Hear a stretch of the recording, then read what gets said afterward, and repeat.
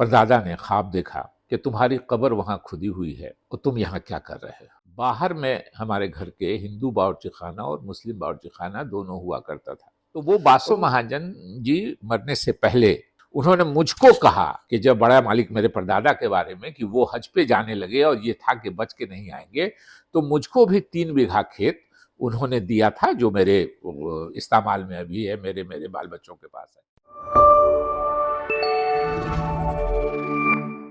वैसे इस्लाम में तो दूसरा कहा गया है, मगर यहाँ जो हिंदुस्तान में या पाकिस्तान उस वक्त का यही रिवाज था कि जब सब फ़राइज़ लोग अंजाम दे लेते थे तो हज की तरफ जाने की कोशिश करते थे। मगर मेरे परदादा चाहते थे कि वो हज पे जाएं। मेरे परदादा का नाम मौलवी खुदा बख्श था और वो बड़े ताजिर थे। उसके अलावा समाज में असर और रसूख भी था, दीनदार भी थे, मजहब से रग़बत रखते थे। और हर साल प्रोग्राम बनता था उनका और उनकी अहलिया का, मेरी परदादी का, कि वो हज पे जाएंगे। मगर जाहिर है बड़ा कारोबार था, बड़े आदमी थे, कुछ ना कुछ काम नज़दीक पहुंच के कुछ हो जाता था, तो वो फैसला मुलतवी हो जाता था कि अच्छा अगले साल हज पे जाएंगे। जब 2-3 साल उनका प्रोग्राम मुलतवी हुआ हज पे जाने का, तो मेरी परदादी ने उनसे कहा कि आप तो नहीं जा रहे हैं, हमको क्यों नहीं जाने दे रहे हैं? मेरी किस्मत में हज है तो हमको जाने दीजिए। तो जाहिर है कि हज में जाने का तरीका होता है, वो तैयार हो गए। तो एक महरम कौन जाएगा साथ में? तो उनके भाई, मेरी परदादी के भाई, अपने सगे भाई, वो तैयार हुए और वो दोनों हज के लिए रवाना हो गए। इन्होंने ही सारा इंतज़ाम किया, मेरे परदादा ने, और दोनों भाई बहन हज के लिए रवाना हुए। उनके जाने के कुछ दिनों के बाद परदादा ने ख्वाब देखा कि तुम्हारी कब्र वहां खुदी हुई है और तुम यहाँ क्या कर रहे हो। तो एक दिन ख्वाब देख के एक तरह से उस पर कुछ ज्यादा तवज्जो नहीं दी। दूसरे दिन फिर ख्वाब देखा, 2-3 दिन के बाद फिर तीसरी बार ख्वाब देखा। जब तीसरी बार ख्वाब देखा कि तुम्हारी कब्र वहां खुदी है, तुम यहाँ क्या कर रहे हो, तो उन्होंने उठ के ऐलान किया कि अब मैं हज पे जाऊंगा। चूंकि ये देखा था कि कब्र वहां खुदी हुई है, वापस नहीं आऊंगा, तो मेरे परदादा को कोई दूसरी औलाद नहीं थी। मेरे दादा मरहूम अहमद गफूर साहब के अलावा कोई औलाद नहीं थी, न कोई बेटी थी या न कोई दूसरा बेटा था। एक ही मेरे दादा थे। उनकी उम्र उस वक्त 17 साल की थी। ये 1917-18 की बात है। मेरे दादा की पैदाइश 1901 की थी। तो उन्होंने सबों को बुलाया, जो मुंशी, मैनेजर, दीवान जी जो थे, मैनेजर, हिसाब किताब करने वाले, वो दादा को बुलवा के कहा कि इनको अब सब सब सब समझाइए, जो भी पूंजी है या जो भी दौलत है वो अब इनकी है, और जो अगर कोई कर्जा है, कोई बिजनेस का कुछ लेन देन है, वो भी इनके जिम्मे है, हम जाएंगे। और बड़े आदमी थे, जाने का इंतजाम हो गया। और जाने के पहले घर में जितने लोग काम करते थे, उनकी हैसियत के हिसाब से जो उनकी नज़र में थी, किसी को 2 कट्ठा, किसी को 4 कट्ठा, किसी को 1 बीघा। देखिए, एक हमारे यहाँ घर में खाना नहीं बनता था, बाहर में हमारे घर के हिंदू बावर्ची खाना और मुस्लिम बावर्ची खाना दोनों हुआ करता था। और उस जमाने में बहुत से लोग, अभी भी कुछ लोग करते होंगे, उस जमाने में मुसलमानों के हाथ का पका हुआ खाना कुछ लोग खाने में परहेज करते थे। तो जो सीधा, जिसको कहते हैं अनाज तौल के, जो बावर्ची खाने में भेजते थे, वो एक ही हिंदू थे, बासो शाह नाम था उनका, बासो महाजन, जिनसे मेरी अच्छी खासी मुलाकात रही है। तो वही सीधा तौलते थे, क्योंकि उस उबला हुआ चावल या फिर भुनी हुई दाल, ये माना जाता था कि ये पका हुआ खाना है। तो वो भंडारी की हैसियत से वो तौल के अनाज मुस्लिम बावर्ची खाने में भी देते थे और हिंदू बावर्ची खाने में भी देते थे। हिंदू बावर्ची खाने में जो बाहर के लोग थे वो खाते थे, मुस्लिम बावर्ची खाने से पका हुआ खाना जो स्टाफ थे वो बाहर में खा लेते थे।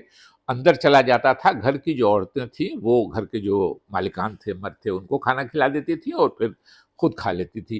तो वो बासो महाजन जी मरने से पहले, बहुत अच्छी वो उनकी ये थी, उन्होंने मुझको कहा कि जब बड़ा मालिक मेरे परदादा के बारे में कि वो हज पे जाने लगे और ये था कि बच के नहीं आएंगे, तो मुझको भी 3 बीघा खेत उन्होंने दिया था जो मेरे इस्तेमाल में अभी है, मेरे मेरे बाल बच्चों के पास है। तो जाहिर है कि इतना वो ये थे कि हम बच के नहीं आएंगे। वहां पहुंचे, चले गए, इंतजाम तो हुआ।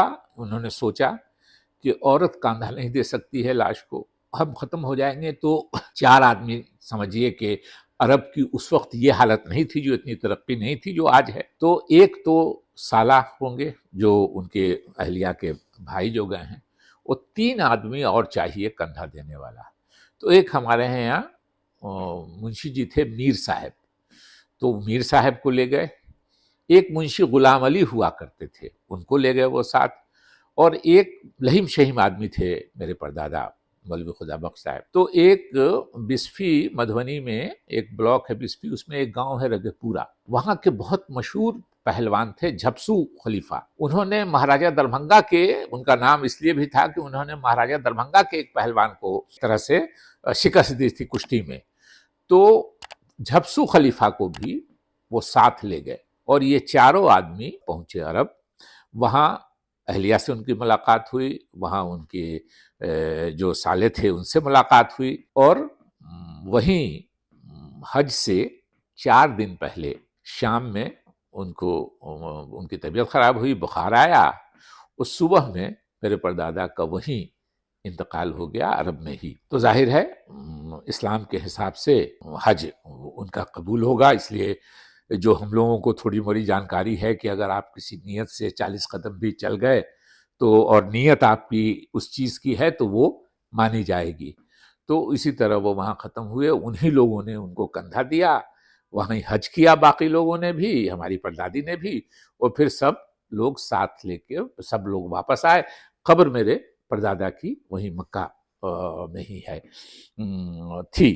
तो जाहिर है कि ये ऐसी बात थी कि ये हम लोगों को भी नहीं मालूम। मेरे दादा भी मेरी पैदाइश के पहले ख़त्म हो गए थे, तो ये तो परदादा की बात थी। तो इत्तफाक से एक बार झपसू खलीफा के एक लड़के से मेरे वालिद के सामने मेरी मुलाकात हो गई।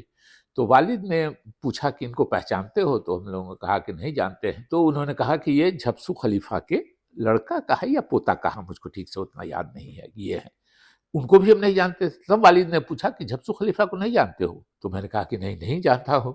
तब उन्होंने, वालिद ने मेरे तफसील से ये बताया कि ऐसे ऐसे वाक़या हुआ। और उसके बाद वो जो जो सीधा तौलते थे, जो अनाज तौल के मुस्लिम बावर्चीखाने और हिंदू बावर्चीखाने में भेजते थे, उन्होंने, उनसे मुलाकात हुई तो उन्होंने कन्फर्म भी किया और ये भी कहा कि मुझको भी 3 बीघा खेत, वो जाते वक्त हज करने के लिए ये मालूम था कि अब लौट के नहीं आवेंगे, तो मुझको भी वो 3 बीघा खेत देके गए थे। तो ये एक ऐसा मामला है कि ये एक तरह से नाकाबिले यकीन लगता है सुनने में, लेकिन ये बात सच्ची है और ये सच्चाई है।